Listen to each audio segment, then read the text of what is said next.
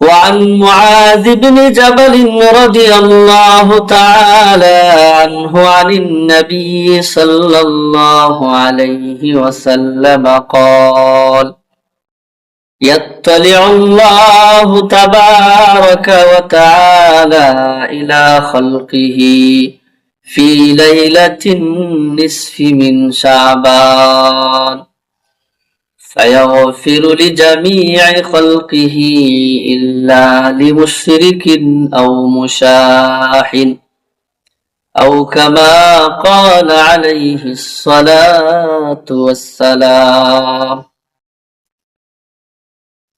মুহতারাম হাজিরিন,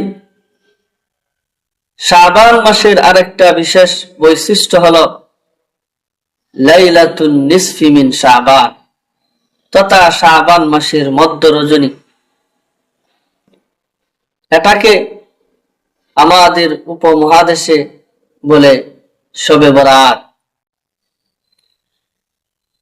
যেমনি ভাবে আমরা সালাতকে নামাজ বলি, সোম বা সিয়ামকে রোজা বলি, ঠিক তেমনি ভাবে হাদিসের পরিভাষায় হলো লাইলাতুন নিসফি মিন শাবান, আর আমরা এটাকে বলি শবে বরাত। পরিভাষা চেঞ্জ হলেই বলা যাবে না যে এটা নেই। নামাজ এটা আমাদের পরিভাষা, রোজা এটা আমাদের পরিভাষা, শবে বরাত এটা আমাদের পরিভাষা। নামাজ, রোজা এ জাতীয় শব্দ কোরআনের কোথাও নেই, হাদিসে নেই। তাই বলে এটাকে বলা যাবে না যে নামাজ নেই, রোজা নেই, শবে বরাত নেই। কোরআন হাদিসের পরিভাষা হলো সালাত, সোম, লাইলাতুন নিসফি মিন শাবান। পরিভাষা চেঞ্জ হলেই বলা যাবে না এটা নেই। প্রিয় হাজিরিন, শবে বরাত মানে মুক্তি রজনী। শবে বরাত এই কথাটি দুটি শব্দ দ্বারা গঠিত, একটি হলো শব আর একটি হলো বারাত। শব এটা ফার্সি শব্দ যার অর্থ হচ্ছে রজনী বা রাত, আর বারাত এটি আবার আরবি শব্দ বারিয়া ইয়াবরাউ মিন বাবি সামিয়া আসমাউ থেকে বারাতাম মিন কাজা, অর্থাৎ কোনো কিছু থেকে মুক্তি পাওয়া, নাজাত পাওয়া। অতএব শবে বরাত মানে মুক্তি রজনী। যেহেতু এ রাতে বান্দারা গুনাহ থেকে মুক্ত হয়, আল্লাহ সুবহানাহু ওয়া তাআলা এ রাতে অসংখ্য অগণিত বান্দাদেরকে মাফ করে দেন, জাহান্নাম থেকে মুক্তি দান করেন। তাই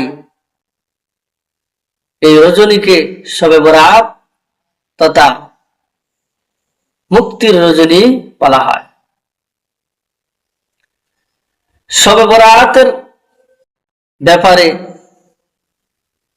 একদল বাড়াবাড়ি করে আর একদল করে সারাসারি। একদল বলে শবে বরাতের ফজিলত সহিহ হাদিস দ্বারা প্রমাণিত নয়, তাই তারা শবে বরাতকে অস্বীকার করে। তারা শবে বরাতকে অস্বীকার করে, তারা সারাসারি করে।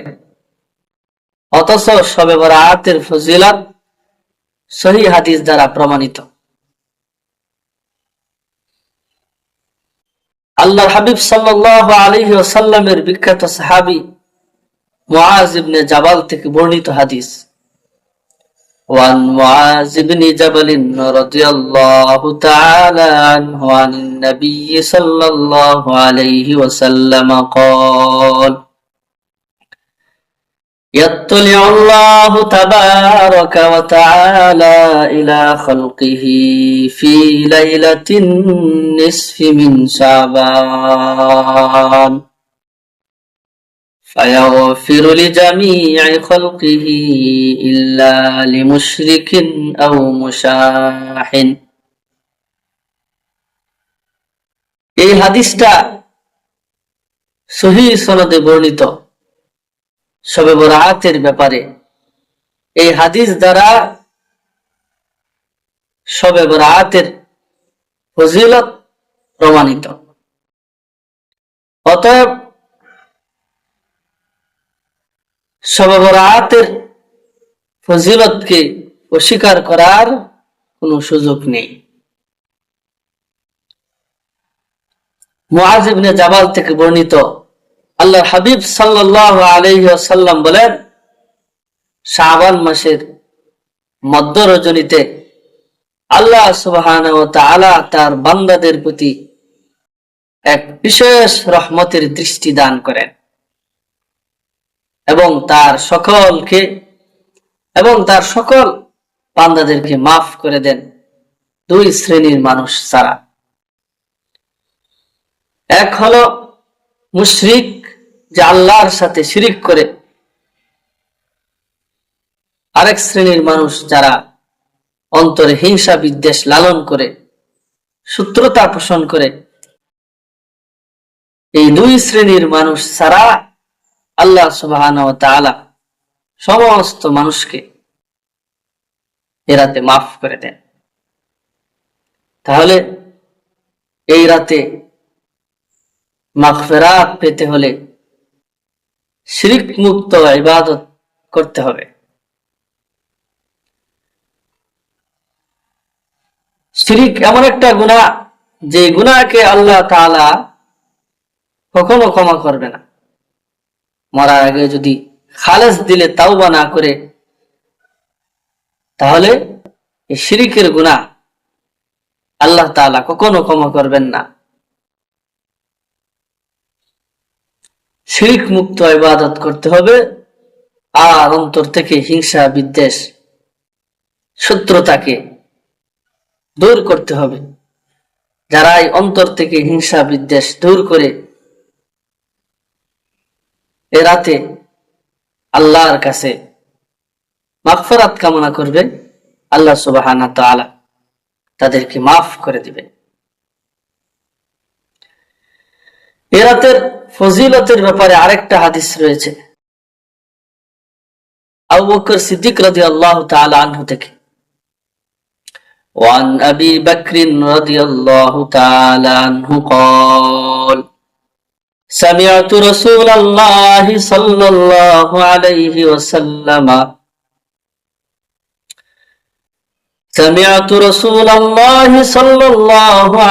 وسلم قال ينزل الله تبارك وتعالى إلى السماء الدنيا ليلة النصف من شعبان فيغفر لجميع خلقه إلا لمشرك أو مشاح।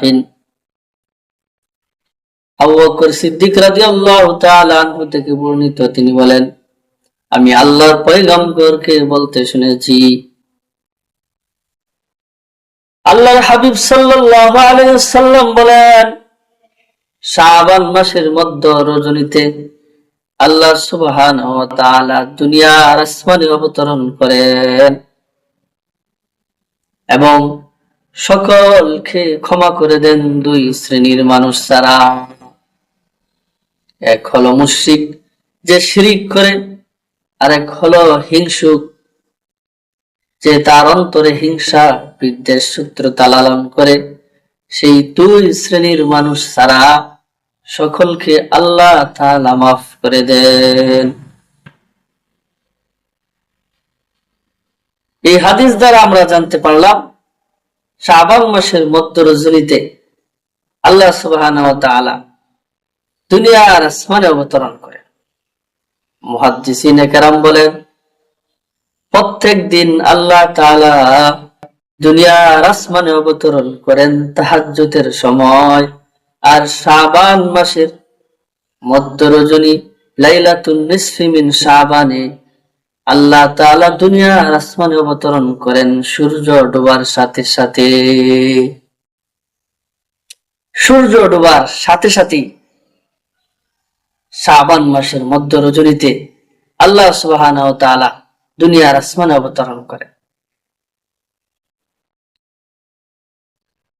প্রিয় হাজিরিন, শাবান মাসের ব্যাপারে, শাবান মাসের এই শবে বরাতের ব্যাপারে যারা বাড়াবাড়ি করে, শবে বরাতের এই আমলটা কোন ইজতেমাই আমল নয়, এটা সম্মিলিত আমল নয়।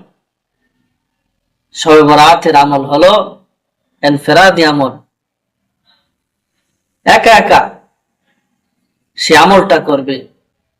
শবে বরাতের